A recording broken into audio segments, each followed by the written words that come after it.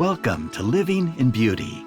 It's Sunday, July 18, 2021, day 1826. That's 5 years on the road today. And we are in the Upper Peninsula of Michigan. Captain's Log, Stardate 2021.0718. This log entry documents the completion of our 5-year mission to boldly explore where no Bobo has gone before. We hope Starfleet Command will grant us a continuance so Living in Beauty may formally begin Year 6. Though successful beyond our wildest dreams, the assignment is not complete. We've yet to drop stabilizers in hundreds of parks and many places where the neutral zone remains closed as of this writing: Alaska, Baja California, Saskatchewan, Manitoba, Quebec, Nova Scotia, and Ontario.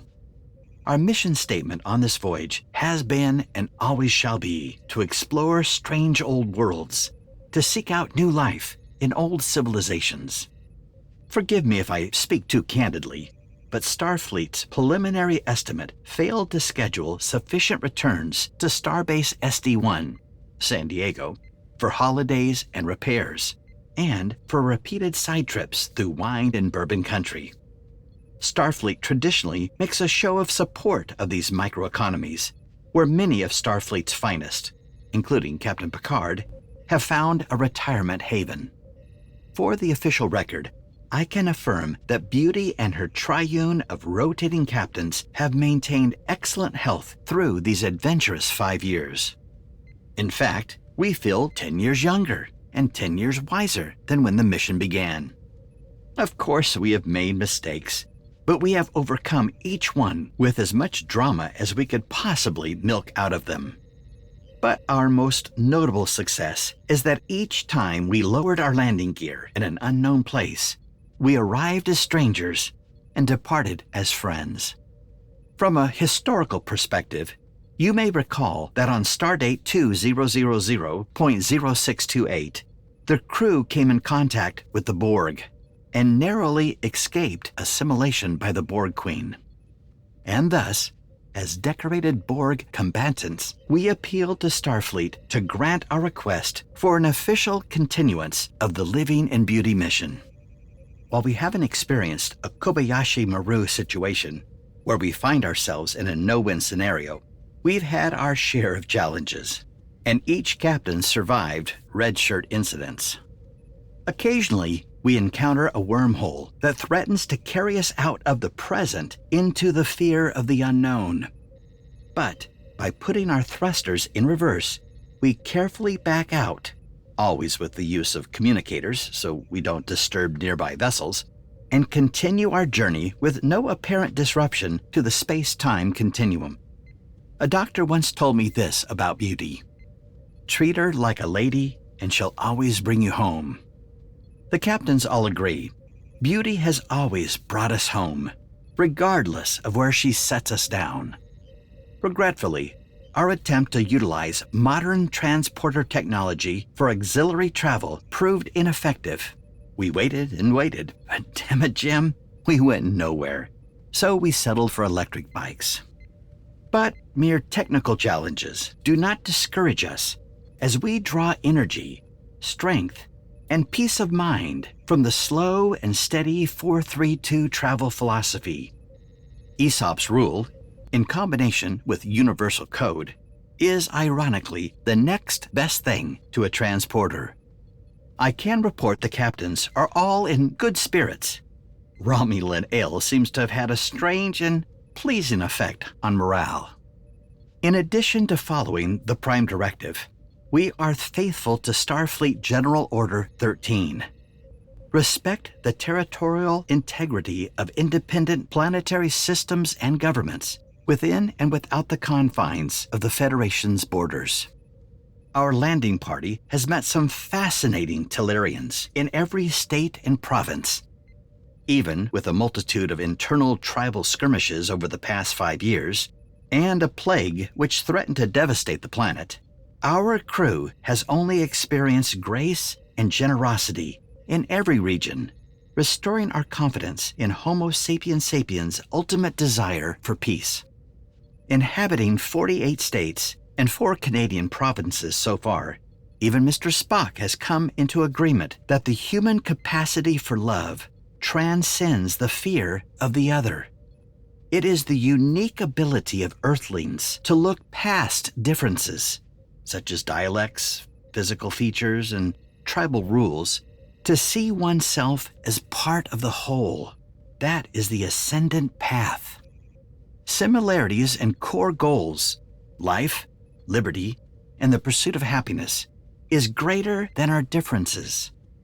As visitors in each state, we discovered beauty in the landscapes, seascapes, small towns and great cities, farmlands, urban skylines, cool alpine mountains, islands, and parched deserts. All have a unique culture, history, cuisine, color palette, and style of architecture. We remain fascinated by this ongoing experiment called the United States of America. Here are the details and specifics of the last 5 years, as required by standard logbook protocol. Beauty has now traveled 8.4 times 10 to the power of -9 light years. In lay terms, that is almost 50,000 miles. Well, 49,173 to be exact, equaling the distance of traveling the circumference of planet Earth twice, and all on impulse drive without the use of warp speed.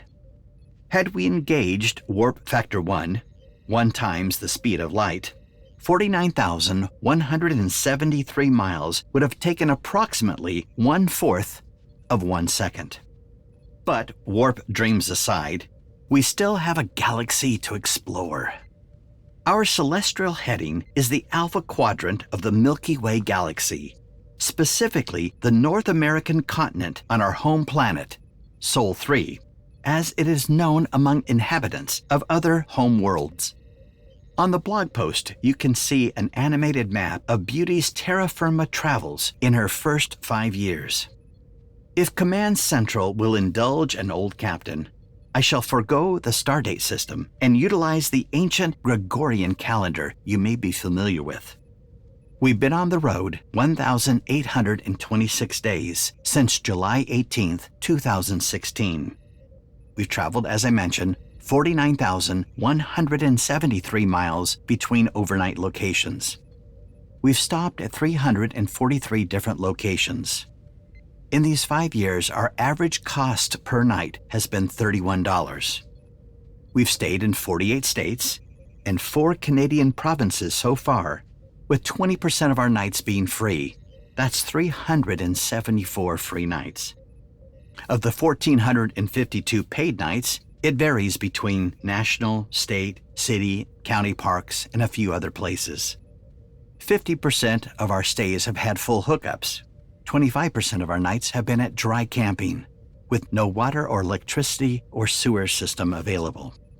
Now, while we seldom open up our logbook displaying the specific details of our journey, on our blog post, we break down with protocol and list each destination we've stayed at over the past 1,826 days. After you've looked at that detail on our blog, if you're still with me, congratulations. There may be a job for you at NERD, which stands for Never Enough Remote Destinations. Perhaps we should meet up and analyze some data over pints of Romulan ale or a nice ice-cold IPA.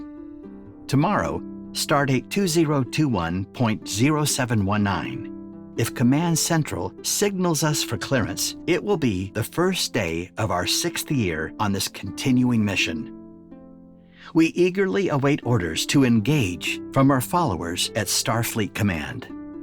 So, I close this official log entry with a few of my favorite quotes from fellow adventurers. Captain Jean-Luc Picard said, "The past is written, but the future is left for us to write." Captain James T. Kirk said, "You know the greatest danger facing us is ourselves and irrational fear of the unknown. There is no such thing as the unknown, only things temporarily hidden, temporarily not understood. These entries have been officially submitted for the historical record on behalf of the 3 captains by Captain James B. Bobo. Catch up with you at the nearest star. And regardless of what stands in the way of your happiness, don't say no. Make it so. Thank you for joining us in Living in Beauty. If you like this post and want to be notified when a new one is released, please enter your email address and click on the follow button at the bottom of this page. For more information, check out our travel maps and facts. Okay, that's it for now. Safe and happy travels, and see you next time.